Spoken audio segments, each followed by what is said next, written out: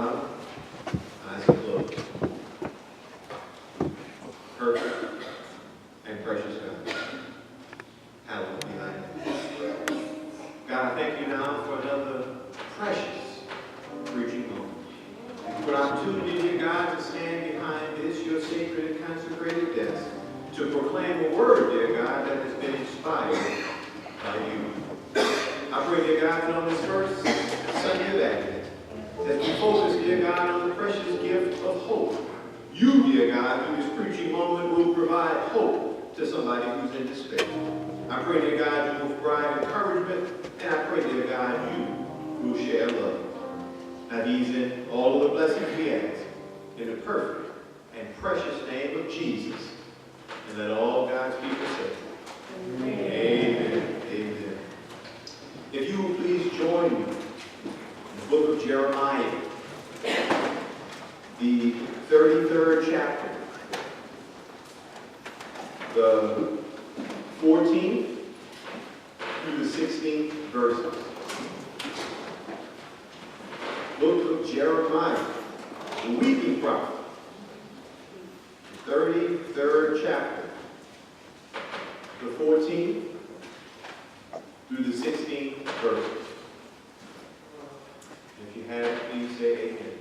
Amen. Amen. Jeremiah 33, 14 through 16. And I will be reading now from the New Revised Standard Version of the Holy Bible.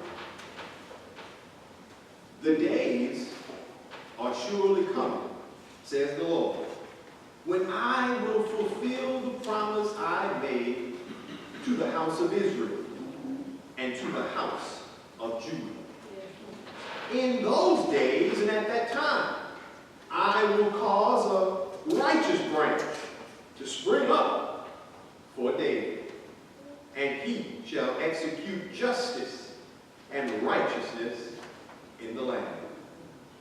In those days, Judah will be saved, and Jerusalem will live in safety. And this is the name by which it will be called. The Lord is our righteousness. The word of God for the people of God.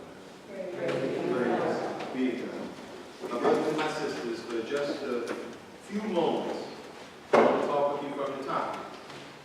The blessing is on the way. Amen. The blessing is on the way. Last week, on the Sunday after Thanksgiving, we preached from the topic, giving thanks is a matter of faith. From an individual perspective, we focused on the fact that every now and again, in the midst of all of the holiday fanfare, real life and real world issues can get the best of us, and our circumstances can become a little overwhelming. But if your faith tells you that it doesn't matter how much money is in your bank account, but what really matters is how much love is in your heart, and if your faith tells you that it really doesn't matter what kind of car is in your driveway, but what matters is whether faith is driving your life, then your faith can also tell you, as you're wrestling with not having a loved one around for the holidays, you know your loved one's not lost, because you know right where they are. And your faith will also tell you that you will see your loved one again. In other words, in summarizing last week's sermonette, each individual must have enough faith in the midst of their circumstances to still give God thanks. This week now, as we begin our 4-week celebration of Advent, we transition from an individual focus and move more so to a collective focus. It's during this first week of Advent where our collective focus as a body of believers is on the concept of faith as given to us in another name. A word that is synonymous with faith is hope. Hope means that when we find ourselves in the midst of an otherwise impossible situation, we can have have a sense of optimism and believe that no matter how things look right now, the blessing is on the way. Yes. Hope means that when it seems like the bottom has fallen out and that all is lost, we can still believe God will make a way, because God can always make a way out of no way, because God can always make the way somehow. Yes. Hope means that as a body of believers, when we find ourselves in the midst of a situation, we can stop and say, God didn't bring us this far to leave us. Yes. So no matter what a situation might look like, hope tells us and hope tells the world, we can all conceptualize things. We may not understand all things. We may not always be able to see things, but hope teaches that the blessing really is on the way. What I'm trying to say is that regardless of whether we're talking about our Jewish brothers and sisters who were oppressed by Nebuchadnezzar during the Babylonian exile, or our black brothers and sisters who were oppressed by Jim Crow living in the South, when a group of people find themselves in the midst of an otherwise impossible situation, they've got to have enough faith to have hope and believe that the blessing is on the way. That, my brothers and sisters, is the very conceptualization of hope. It's the very definition of what hope should mean to all of us. Now, if anybody, the people here in New Orleans know a whole lot about hope. Hope is what the people in New Orleans had to hold on to in the midst of a wicked storm named Katrina. And hope is what the people of Israel had to hold on to in dealing with a wicked king named Nebuchadnezzar. Hope is what this group of people called the church have in this Advent season.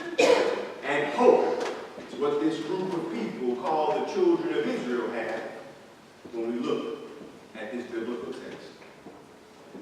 In looking at the text, we're preaching this morning on this first Sunday of Advent from a prophecy about what is to come, found here in chapter 33 of the book of Jeremiah. Now somebody might be saying, Pastor, I thought Advent was about the coming of Jesus. Jesus doesn't show up until the New Testament, so Pastor, why on God's green earth are you preaching from the Old Testament?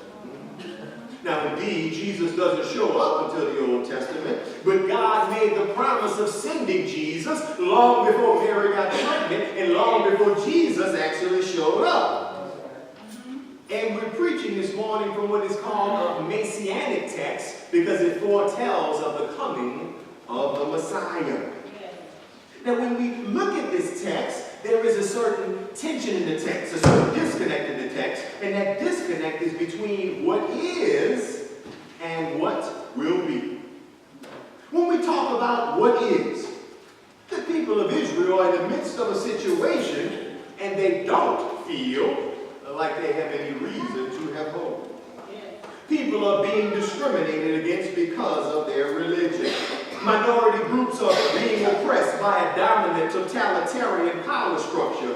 Families are being separated from one another, and some members of families are even being deported. All this is going on, and Donald Trump isn't even the president. Long before minorities had to deal with the reign of Donald Trump in America, our Jewish brothers and sisters had to deal with the reign of old King Nebuchadnezzar in Babylon. Now, it was in the midst of dealing with King Nebuchadnezzar and his oppression, in the midst of dealing with destruction in the homeland, that God gives Jeremiah a message of hope to share with the people of Israel. When the text says that the days are coming for the righteous branch to spring up for David, we know that Jeremiah was talking about Jesus. But as the people in the text here are in the midst of dealing with pain and grief, they have no way to understand the blessing that's really on the way and the extent of the promise of God's blessing. Yeah.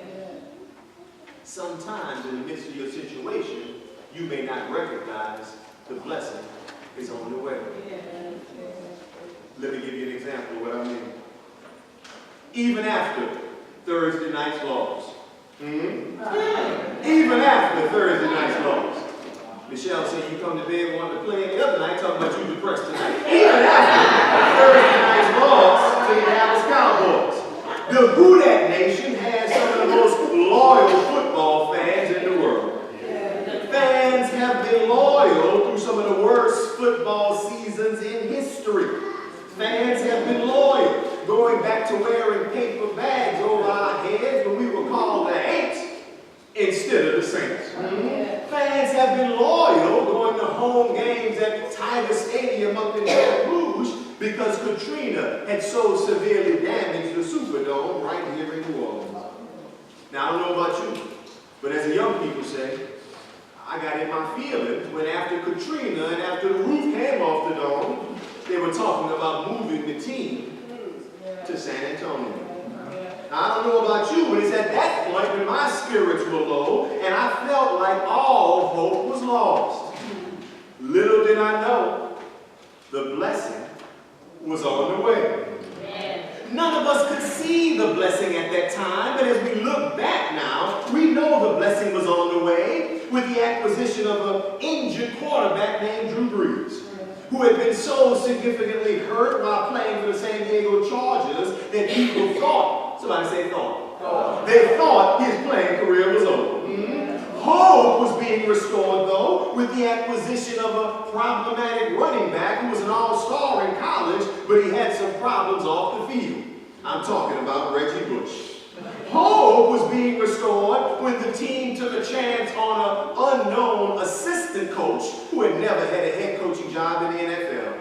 But thank God for Sean Payton, because the blessing was on the way and hope was being restored with names like Pierre Thomas, Marcus Colson, Jeremy Shockey, Jonathan Vilma, and Roman Hart. Even though we couldn't see it at the time, we can all look back now and say, who dat? Because we had the makings of a Super Bowl championship team and a team that would make us proud, bless you boys, every season ever since. Thank God for the blessing we couldn't see at the time, because the blessing was really on the way.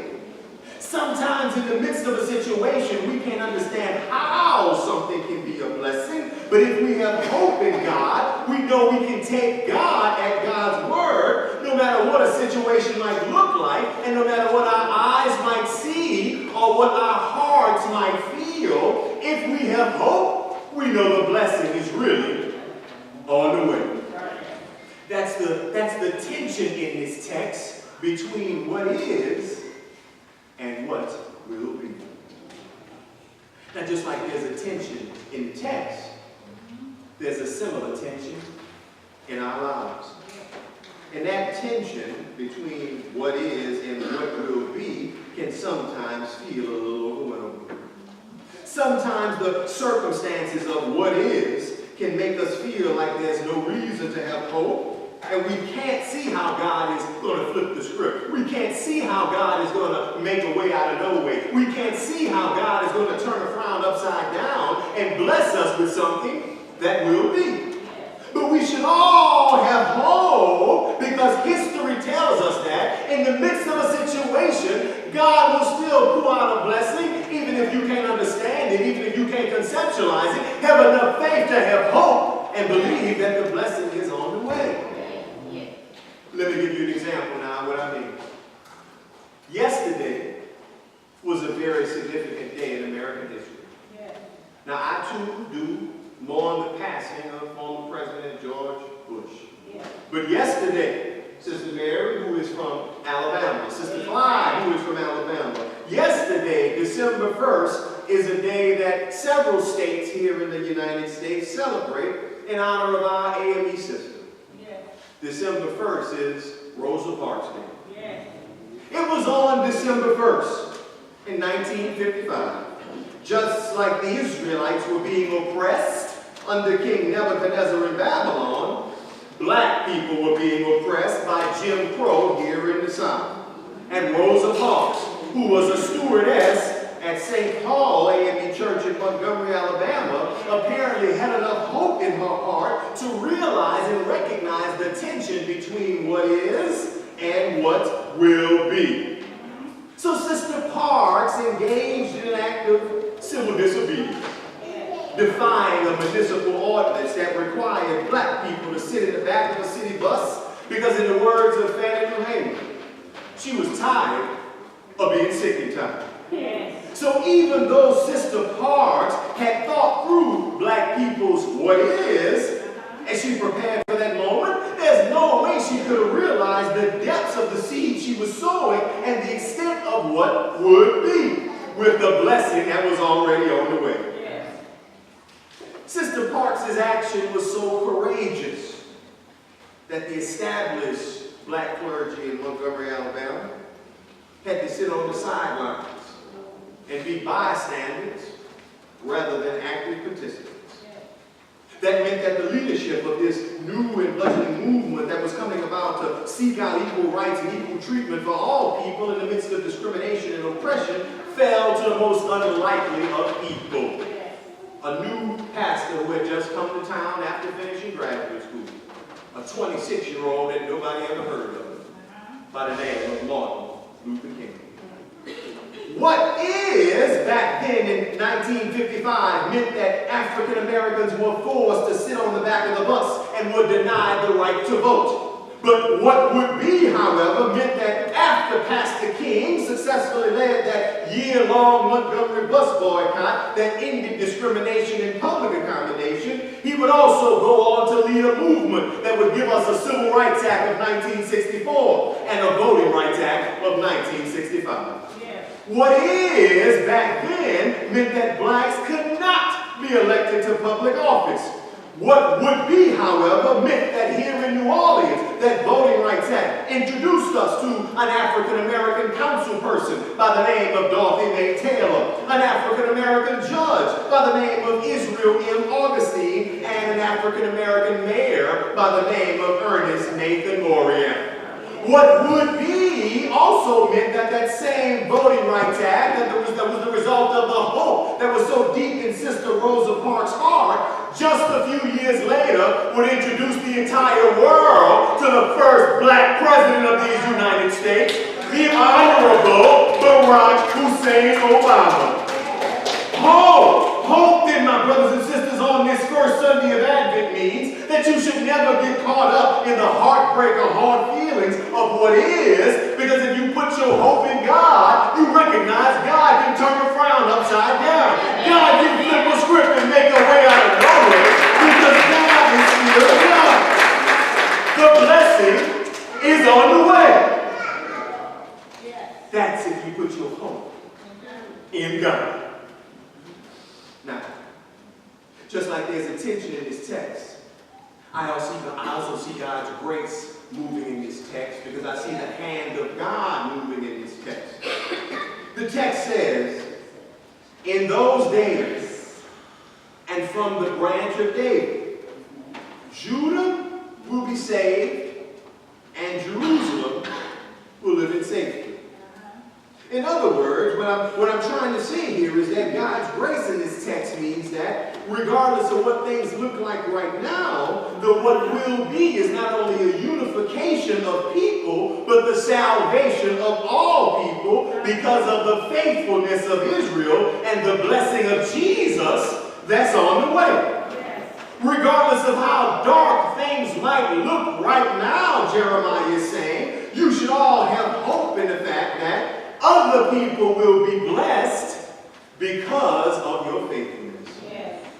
Now, from a theological perspective, one can say that salvation comes into the world because of Israel's faithfulness, and we can all have hope because of Jesus. Yes. But from a practical perspective, we can also say that each and every one of us, my brothers and sisters, has been in a situation where somebody in our lives took a sacrifice. Somebody made a sacrifice. Somebody did something so we can have a personal relationship with Jesus because of somebody else's faithfulness in the midst of their situation. I think the songwriter said it like this. Somebody prayed for me, had me on their mind, and took the time to pray for me. Now, I don't know about you, church, but I'm so glad I had a mother that in the midst of the day, as I was coming up on the word go, who took the time to pray for me. And I'm willing to bet historic St. James, if we called a roll and to church this morning, I'm not the only one who has been blessed by someone else's faithfulness and can remember a time that although you may not have acted like you knew Jesus, somebody took the time to make sure you had a relationship with Jesus, and somebody took the time to pray for you. Somebody took the time, maybe it was grandmother who used to pray for you so you would know Jesus. Maybe that was your what was, so now your what will be the gift of everlasting life when it's time for you to go to the pearly gates and hear St. Peter call your name. Maybe your what was a mother who showed you the love of Jesus through her faithfulness, because action speaks louder than words. You too now have hope. You too now know that the Redeemer lives, and you too now have the blessed gift of everlasting life. Maybe you have a relationship with Jesus because of someone else's faithfulness in the midst of their situation. And although the songwriter says, the expression says, mother may have and father may have, God has blessed you now because of somebody else's faithfulness. You got your own, and you got your own relationship with Jesus. Regardless of what, my brothers and sisters, we can all say that Jesus is a rock in a weary land because Jesus is shelter in a time of storm. Regardless of what the specifics might be in your life, Jeremiah is saying in this biblical text, hold on to hope because somebody else suffered, somebody else sacrificed, and now you have an unmerited gift. That's the grace that Jeremiah is giving us in this biblical text. But watch this. Just like there's grace in the text, there is also God's grace moving in our lives. The text describes for us the righteous branch who will spring up from David. Now that is clearly prophesying about the blessing that's on the way, and we all know that blessing is Jesus. But the text does not call Jesus by name. The text ends by telling us that he will be called, watch this, the Lord is our righteousness. In other words, I believe Jeremiah is telling us in this text that although we know the Advent blessing is the fulfillment of God's promise with the precious gift of Jesus, the gift will sometimes come by a different name. Regardless of what you call it, if you place your hope in the Lord, you'll be able to recognize when it comes and when it's really Jesus. Let me give you an example of what I mean. That this is a true story. On yesterday, somebody say yesterday. Yes. On yesterday, we had some major light flickering issues at the house. We eventually lost power in several parts of the house. Now, after a technician from Entergy came out, he showed me what was going on in the box, and he said, I just want you to see this because this is pretty serious. And can you get an electrician out here tonight? I said, no, sir, I don't think there's anybody to do that. Is there anything you can do? He said, I'm really not supposed to do this, but God has been good to me. And I don't want to see you and your wife and kids burn up in the house because this is serious. So he started working, flicking, and burping, flicking, zoo, zoo, zoo. And in the midst of the conversation, I said, sir, I'm sorry, I didn't even catch your name. He said, oh, I didn't tell you, I'm sorry. My name is David. I said, yeah. You may tell me to call you David, but I recognize Jesus is the one who sent you. Maybe somebody has shown up in the midst of you having to deal with a situation and dropped a much needed blessing in your life. If you place your hope in the Lord, regardless of what name they go by or what name you call them, you already can recognize it's really Jesus. When the members of the church show up under the bridge and we give a blessing to those brothers and sisters that are in need, we come by names like Olivia, like Frank, like Walter, or like Lindsay. But to the people under the bridge, we really come in the name of Jesus.